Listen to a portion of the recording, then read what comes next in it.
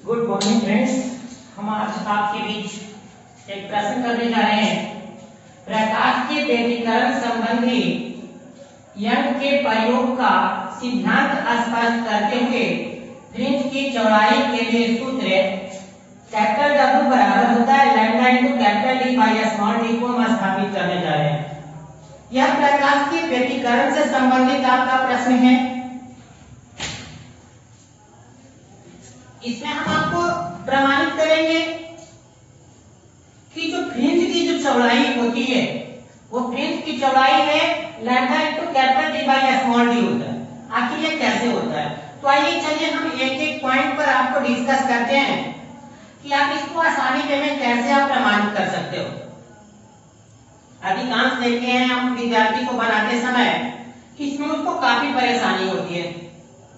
इसका एक ही कारण होता है कि बच्चे इसके कंसेप्ट को समझ नहीं पाते हैं, जिसके कारण बच्चे को लगता है कि भैया ये बहुत बड़ा डेरिवेशन है, ये नहीं होगा और एग्जाम में इसके बगैर कोई दूसरे प्रश्न को करना चाहते मतलब विद्यार्थी पसंद करते हैं। तो आइए आज हम आपको कुछ वैसे ट्रिक्स ऐसे कुछ टेक्निक बताते हैं जिससे आप एग्जाम में आराम से इसको कर पाओगे। ठीक है, तो चलिए यहाँ इसके लिए क्या है, सबसे पहला प्रकाश के व्यतिकरण। सबसे पहले जानेंगे कि प्रकाश का व्यतिकरण होता क्या है। तो जब दो या दो से अधिक तरंग किसी बिंदु पर अध्यारोपित होती है और अध्यारोपित होने के बाद एक जब नए तरंग का वह निर्माण करती है तो निर्माण करने की यह घटना जो है प्रकाश का व्यतिकरण कहलाता है। तो ये तो बात हो गई कि प्रकाश का व्यतिकरण क्या है। लेकिन इसी प्रकाश के व्यतिकरण के लिए यंग साहब ने एक प्रयोग किया, एक एक्सपेरिमेंट किया, जिसके आधार पर उन्होंने बताया कि जो व्यतिकरण के दौरान जो फ्रिंजें प्राप्त होती है, व्यतिकरण के दौरान जो फ्रिंज प्राप्त होती है उस फ्रिंज के बीच की चौड़ाई कितनी होती है। तो उनके प्रयोग से जो आया था कि फ्रिंज की चौड़ाई जो होता है lambda into capital D by small d होता है। सबसे पहले हम जानेंगे यहाँ पे कि कैपिटल D क्या, तो यह स्लिट और पर्दा के बीच की दूरी है। इस प्रयोग में जो यंग साहब किए थे, एक स्लिट लिए थे और एक पर्दा लिए थे, उसके बीच की दूरी को उन्होंने कैपिटल D माना। और फिर यहाँ स्मॉल d क्या है, तो दोनों छिद्रों के बीच की दूरी है, दोनों स्लिटों के बीच की दूरी है, जो छोटी छोटी छिद्र दो लिए थे उसके बीच की दूरी है। अब सबसे पहला बात है कि हम इसे स्टार्ट कहां से करेंगे। इसके लिए आप इसका पीडीएफ भेजा हुआ है, पीडीएफ में यहाँ पे कुछ स्टेटमेंट लिखे गए हैं, कुछ इस प्रकार से लिखे गए होंगे कि माना कि कोई एक बड़ी स्रोत है जो प्रकाश S से निकलती है और उसके सामने जो है दो को छिद्र लिया गया है S1 और S2, उस पे प्रकाश की किरण जब आई है वो दोनों से जब यहाँ पे P बिंदु पर आई है तो दोनों प्रकाश अध्यारोपित हुई है। इसके बाद बताना है कि मुझे यहाँ पर कैसे फ्रिंज बनेंगे। मेरे भाई एक जब प्रकाश यहाँ से S1 से आया है तो ये प्रकाश देखो S1 से P बिंदु पर पहुंचा है। ठीक उसी समय जहाँ से प्रकाश जब S2 छिद्र पे पड़ा था तो ये भी प्रकाश इसी बिंदु पर पहुंच गया, कि दोनों जो प्रकाश है एक बिंदु पर अध्यारोपित हो गया। यही कारण इस घटना को हम व्यतिकरण भी कहते हैं। ठीक है, तो इस बिंदु पर जो प्रकाश आई है इसी का मुझे स्टडी करना है। तो यहाँ पे क्या बनेगा, तो यहाँ पे बहुत सारी फ्रिंजें बन जाती है। फ्रिंज क्या होती है, आप देखते होंगे कोई कलम को लेते होंगे उससे बारकोड लिखा रहता है, जिसमें आपको उसमें देखते होंगे ऐसे एक ब्लैक रहता है, फिर बीच में व्हाइट होता है, फिर ब्लैक होता है, व्हाइट होता है, कुछ इस प्रकार की ऐसे फ्रिंजें प्राप्त होती है। ये जो बीच वाली भाग आप देख रहे हो ये व्हाइट और उसके बाद आपका ग्रीन, चलो ग्रीन की जगह मैं ब्लैक कर देता हूँ। ठीक है, तो इसमें दो तरह की फ्रिंजें प्राप्त होती है, एक ब्लैक प्राप्त होती है और दूसरा व्हाइट प्राप्त होती है। जिसमें ब्लैक को हम अधिक कहते हैं और व्हाइट जो है उसको हम दीप्त कहते हैं, दीप्त फ्रिंज।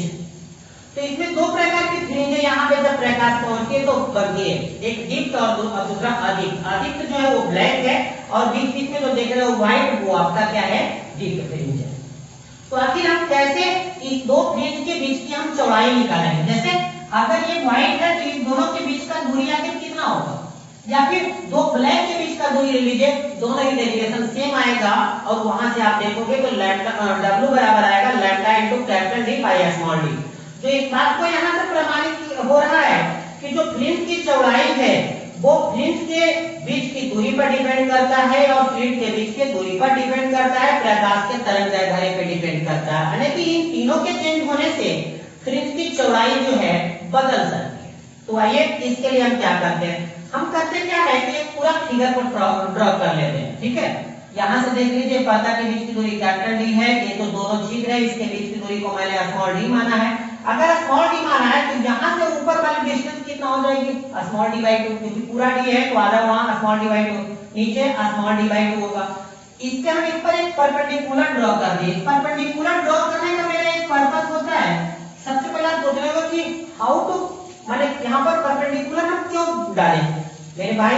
परपेंडिकुलर इसीलिए डाला जाता है कि क्योंकि S1 से जो P की डिस्टेंस है वो यहाँ A से P के डिस्टेंस के बराबर हो जाए, क्योंकि ये डिस्टेंस दोनों बराबर नहीं है ना, S1P और S2P, इसलिए इस डिस्टेंस को बराबर करने के लिए मैं यहाँ पे एक परपेंडिकुलर ड्रॉ कर देता हूँ। ठीक है, चलिए आइए हम डेरिवेशन का स्टार्ट करते हैं कि आखिर इसको फिगर बनाने के बाद हम डेरिवेशन करेंगे कैसे। मेरे भाई सबसे पहले पथांतर निकालेंगे। अब सबसे पहला बात पूछ लो कि पथांतर पूछा क्या है, तो पथांतर सबसे पथांतर माने पथ में अंतर।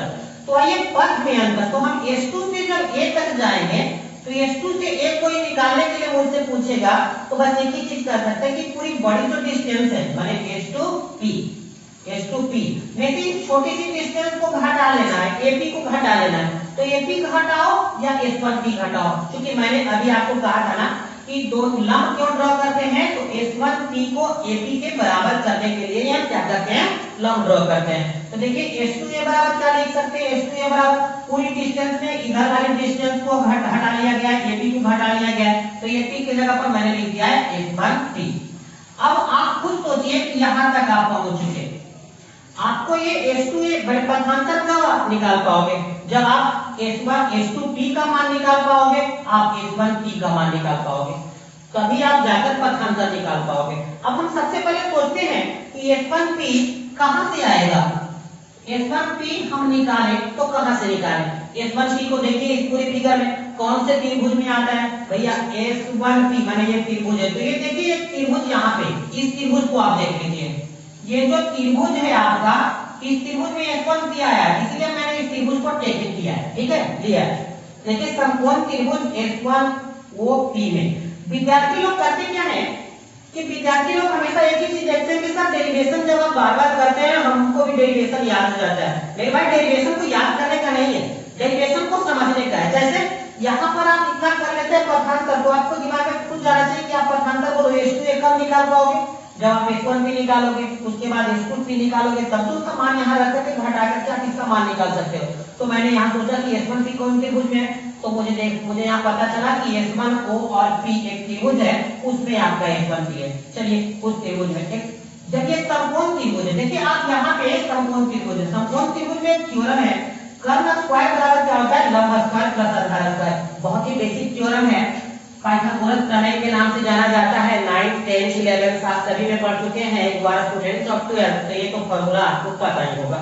तो चलिए कर्ण, इस त्रिभुज में कर्ण कौन है, तो त्रिभुज की सबसे बड़ी भुजा कर्ण होती है, तो यहाँ पे है S1P, लंब कौन है OP, आधार कौन है S1O, तो यहाँ पर आ गया S1P का स्क्वायर बराबर OP का स्क्वायर प्लस S1O का स्क्वायर, फिर वही सेम लिख दिया नीचे। अब देखिए OP का मुझे डिस्टेंस देना है, OP का यहाँ पर मान है तो कितना है मेरे भाई, यहाँ से ये पूरी डिस्टेंस x है, यहाँ से ये पूरी डिस्टेंस x है, नीचे की डिस्टेंस यहाँ से ये वाला जो है d/2 है, ऊपर वाली डिस्टेंस कितनी होगी x - d/2, क्योंकि पूरा में से अगर नीचे वाले घटा देते हैं तो ऊपर वाली डिस्टेंस आपको आ जाएगा जो जरूरत है। तो यहाँ पे हो गया x - d/2 और फिर उसका स्क्वायर यहाँ फॉर्मूला में प्लस की जगह प्लस S1O। जब S1O की डिस्टेंस देखेंगे तो ये डिस्टेंस सारी डिस्टेंस से d है, देख लीजिए, चाहे आप S2Q की बात होगी या ये डिस्टेंस की बात होगी, इस डिस्टेंस की बात होगी, बिकॉज बोथ आर पैरेलल, और अगर पैरेलल होता है तो उसके बीच की सभी दूरी समान होता है। तो ये दूरी d है, ये भी दूरी d होगी, निश्चित ही है, क्योंकि तो यहाँ पर d का स्क्वायर। ठीक उसी प्रकार से अब हम सोच रहे हैं कि S2P मुझे कैसे निकलेगा, S2P, तो फिर उसी पर कांसेप्ट का यूज करते हैं, हम देखते हैं सर्च करते हैं कि S2P किस त्रिभुज में आया है, तो H2P देख लीजिए इस त्रिभुज में आया है। दैट मींस मैं यहाँ एक त्रिभुज कंसीडर देखो कौन सा करने वाला हूँ, यानी कि H2PQ में, H2P और Q में वहां भी वही थ्योरम कर्न स्क्वायर लंब स्क्वायर प्लस आधार स्क्वायर। कर्न यहाँ पर क्या है, सबसे बड़ी भुजा H2P, लंब आपका ये वाला है PQ प्लस आधार ये वाला है। चलिए अब इसका मान रखते हैं, H2P तो वही है, और यहाँ पर देख लीजिए PQ का वैल्यू, तो PQ का वैल्यू माने यहाँ से लेके यहाँ तक का मान। तो खुद सोचिए यहाँ से यहाँ तक का मान क्या होगा, तो यहाँ से यहाँ का मान दिया हुआ है देखिए dx, और नीचे का मान दिया हुआ है d/2, यानी कि पूरा लेना है तो x प्लस कितना हो जाएगा d/2, x प्लस d/2 का स्क्वायर हो गया, और प्लस कितना है आपका dl स्क्वायर, क्योंकि ये वाला डिस्टेंस है। अभी दोनों समीकरण को आप देख लिए हैं, तो एक समीकरण से H1P का स्क्वायर आया है, दूसरा समीकरण से H2P का स्क्वायर आया है।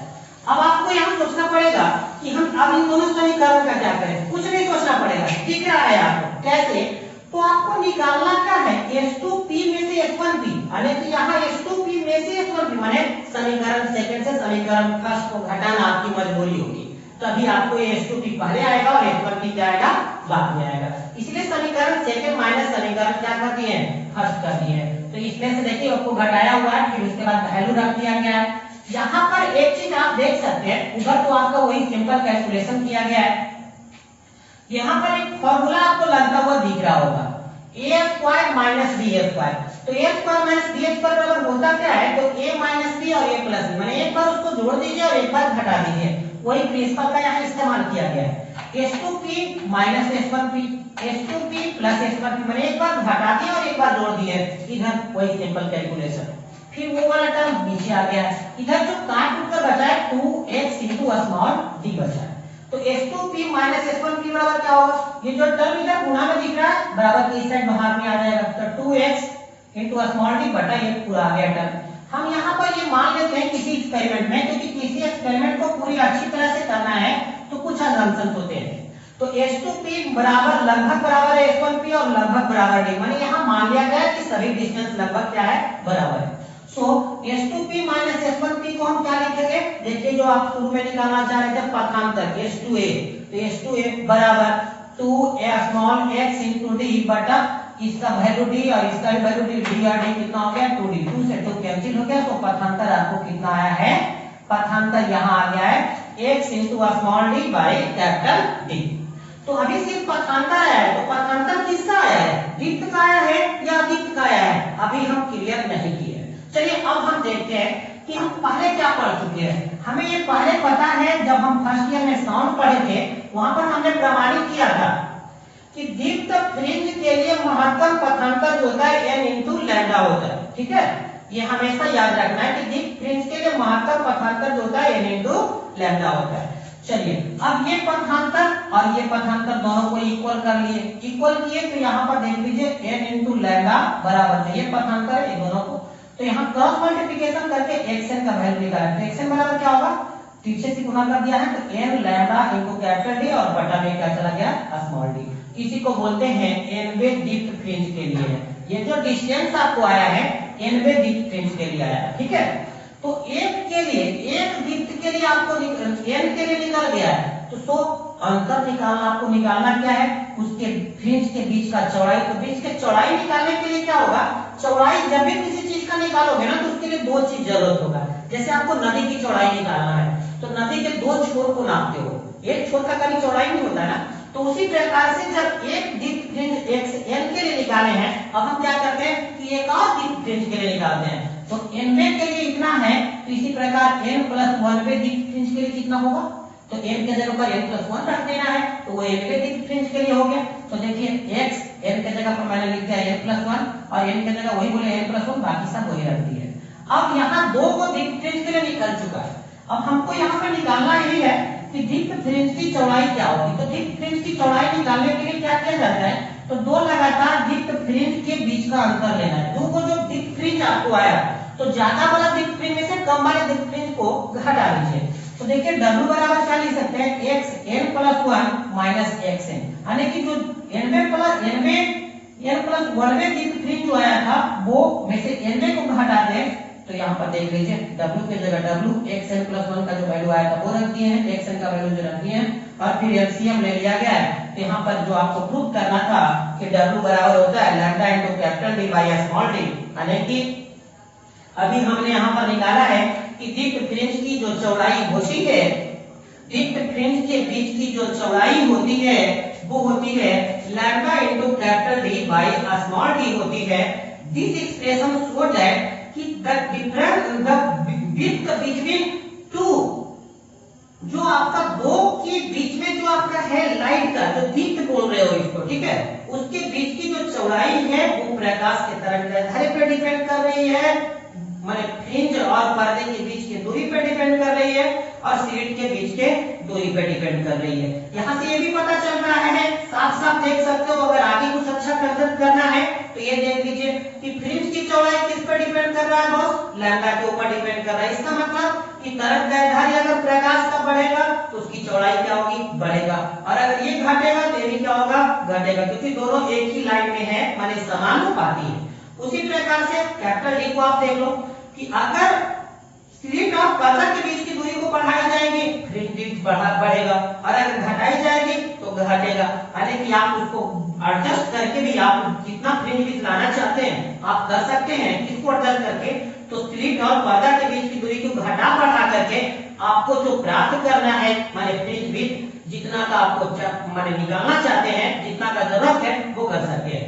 उसी प्रकार से स्मॉल डी आप क्या कर सकते हैं, जो स्लिटों के बीच का दूरी था, जो दो छिद्र थे उसके बीच की दूरी को भी आप घटा बढ़ा करके जितना आपको आवश्यक है फ्रिंज विड्थ निकालना है वो उतना आप कर सकते हो। सो आपको यही यहाँ से समझ में आया होगा कि फ्रिंज विड्थ जो है प्रकाश के तरंगदैर्घ्य पर्दा से स्लिट के बीच की दूरी, दो स्लिटों के बीच की दूरी पर क्या करता है, निर्भर करता है। इसके बाद हम आपको क्या निकालने वाले हैं, अभी आप निकाले थे दीप्त फ्रिंज के लिए महत्तम पथांतर। तो आप सोच रहे होंगे कि सर दीप्त के लिए इतना आया है तो अदीप्त के लिए कितना होगा, अदीप्त के लिए भी निकालेंगे तो वैल्यू इतना ही आएगा जितना दीप्त के लिए आया है। तो फिर इस डेरिवेशंस में करेंगे कैसे दीप्त के लिए और अदीप्त के लिए। चलिए हम आपको अब निकालते हैं कि अदीप्त फ्रिंज के स्थिति में